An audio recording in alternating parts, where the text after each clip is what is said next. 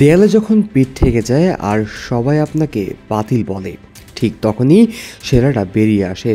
আফগানিস্তান শ্রীলঙ্কার ম্যাচে শেষে বাংলাদেশকে নিয়ে ঠিক এভাবেই মন্তব্য করেন সাবেক ভারতীয় ক্রিকেটার রোহান গাভাস্কার।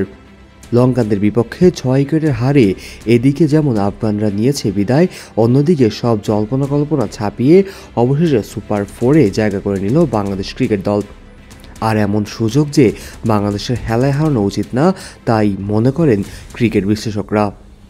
ক্রিকবাজের ম্যাচ পরবর্তী শোতে ভারতের সাবেক ক্রিকেটার রোহান গাভাস্কার বলেন, যখন আপনার পিঠ দেয়ালে ঠেকে যায় আর সবাই আপনাকে বাতিলের খাতায় ফেলে দেয়, তখনই কিন্তু সেরাটা বের করে নিয়ে আসা উচিত। আমরা সবাই আশা করি এবার অন্তত প্রতিযোগিতামূলক বাংলাদেশকে আমরা সত্যিকার অর্থে দেখতে পাবো। এদেশের খেলা পাগল সমর্থকরা যে কতটা আবেগপ্রবণ তাও অজানা নয় রোহানের।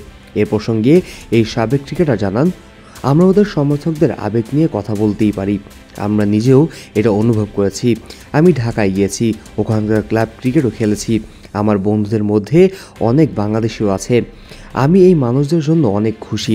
ওদের ভক্তরা সত্যিই আবেগপ্রবণ। তাছাড়া ভারতের সাবেক ক্রিকেটার আরও জানান, বাংলাদেশ 25 বছর ধরে টেস্ট ক্রিকেট খেলছেন। ওদের এখনই দেখতে হবে যে তারা কতটা ভালো ক্রিকেট খেলুড়ে দল, কারণ ওদের যে প্রতিভা আছে তবু ওরা নিজেদের সেরাটা খেলতে পারেনি। তবে এবার একটা সুযোগ রয়েছে নিজেদের সক্ষমতা বোঝানোর। এদিকে বাংলাদেশের প্রশংসা করলেও চোখ এবারও এশিয়া কাপে আফগানিস্তানের জন্য চরম বাজে একটা আসর গিয়েছে। তিনি বলেন, আপনি দুটো ম্যাচ যখন হেরে যান তখন আর সেটাকে খারাপ দিন বলতে পারেন না। আপনারা বাংলাদেশের কাছে হেরেছেন, শ্রীলঙ্কার কাছেও হারলেন, এটা কোনো খারাপ দিন হতে পারে না, বরং আফগানিস্তানের জন্য এটি একটি খারাপ টুর্নামেন্ট গিয়েছে।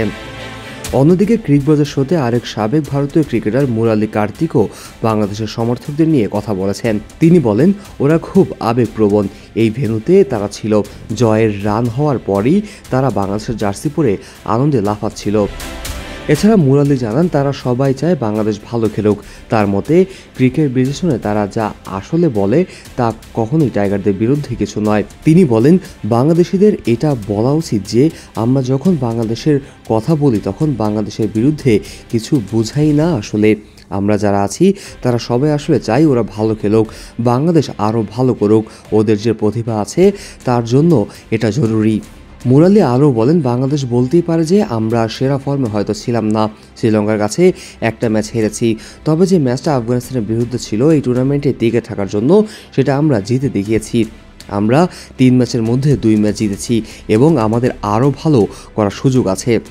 প্রসঙ্গত এশিয়া কাপের 3 ম্যাচে 2 জয়ে শেষ পর্যন্ত সুপার 4-এ উঠে এসেছে লিটন দাসের বাংলাদেশ, যেখানে তাদের প্রথম ম্যাচ আবারও লঙ্কানদের বিপক্ষেই।